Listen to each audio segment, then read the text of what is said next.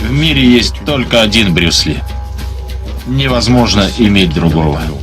Бола Йенг и Брюс Ли познакомились на пробах к рекламному ролику известных сигарет. Между ними завязалась дружба, и в 1973 году Брюс пригласил Бола на роль телохранителя своего главного экранного противника в фильме «Выход дракона». За время съемок Бола Йенг и Брюс стали хорошими друзьями, часто тренировались вместе и обсуждали технику кунг-фу. Главным разочарованием кинозрителей стало то, что сценарий не предусматривал схватки между Бола и Брюсом. Дракон отшучивался: «Я убью тебя в следующем фильме», — говорил он Бола. И этим фильмом должна была стать «Игра смерти». После смерти Брюса в фильмах Бола много дрался с двойниками Брюса Ли, но ни один из них не дотягивал до высокого класса великого мастера. Бола много раз повторял на публике, что такие люди, как Брюс, рождаются один раз в 100 лет, и они сразу отличаются от остальных своими способностями и даром вести людей за собой.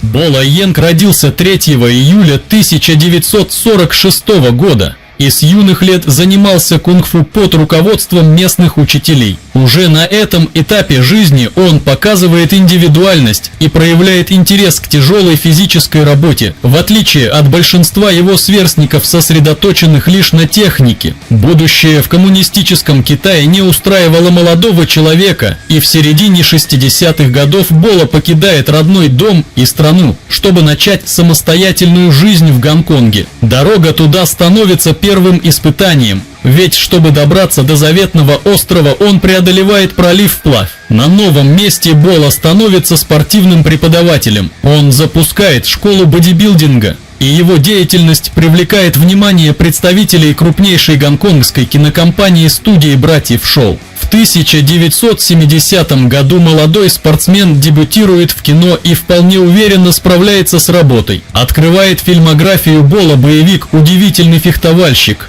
В картине дебютанту достается роль второго плана. Техника Бола настолько нравится продюсерам, что за 3 года его приглашают сняться еще в 10 фильмах. Это сотрудничество продолжалось недолго, но стало поворотной точкой в судьбе актера. На первых пробах в рекламе Бола познакомился с Брюсом Ли, который пригласил его в фильм «Выход дракона». Сам Брюс выступил в качестве продюсера и исполнителя главной роли. Между Брюсом и Бола завязались теплые дружеские отношения. Они вместе тренировались и отрабатывали технику ударов для фильма. Планировалось снять их совместную драку в «Игре смерти», но за неделю до премьеры «Выхода дракона» Брюс внезапно скончался, и этим шокировал все мировое сообщество. Мировую популярность актеру принес фильм «Кровавый спорт». Боевик получился более заметным, потому что вместе с Бола снимался Жан-Клод Ван Дамм. За Бола закрепилась амплуа злодея, антагониста главного героя. Но в его послужном списке были также и положительные роли.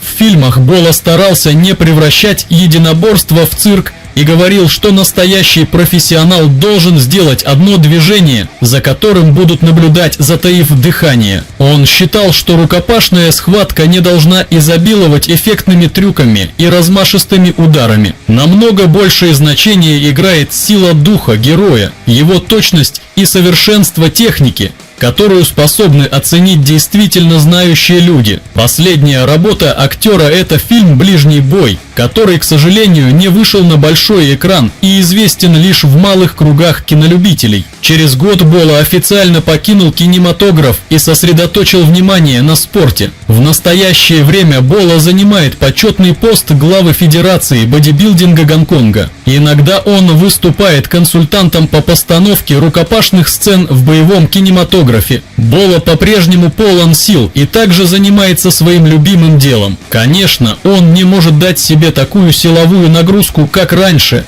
зато вполне неплохо справляется с тренерской деятельностью. У Бола очень много фанатов со всего мира, которые считают его лучшим злодеем в кровавом спорте. Также в то время был актер, который был чем-то похож на Бола, который также владел восточными единоборствами на высоком уровне. Мастер боевых искусств Гарри Мок родился в Сан-Хосе, Калифорния, и у него китайское происхождение. Он имеет черный пояс 9 степени в кадзюкембо и изучал китайские боевые искусства, а также шотокан-карате. Гарри начал свою карьеру в кино, снимая сцены боевых искусств в независимых фильмах. Он работал каскадером и актером, а также режиссером и сценаристом. Карьера Гарри Мока в индустрии развлечений объясняется его известным опытом в области боевых искусств. В 1987 году Гарри продюсировал и написал свой первый полнометражный фильм «Виноградник», выпущенный известной кинокомпанией. После этого начал создавать и проектировать экшн-игры для компании Atari. В августе 2005 года Гарри был заслуженно удостоен введения в престижный зал славы черного пояса.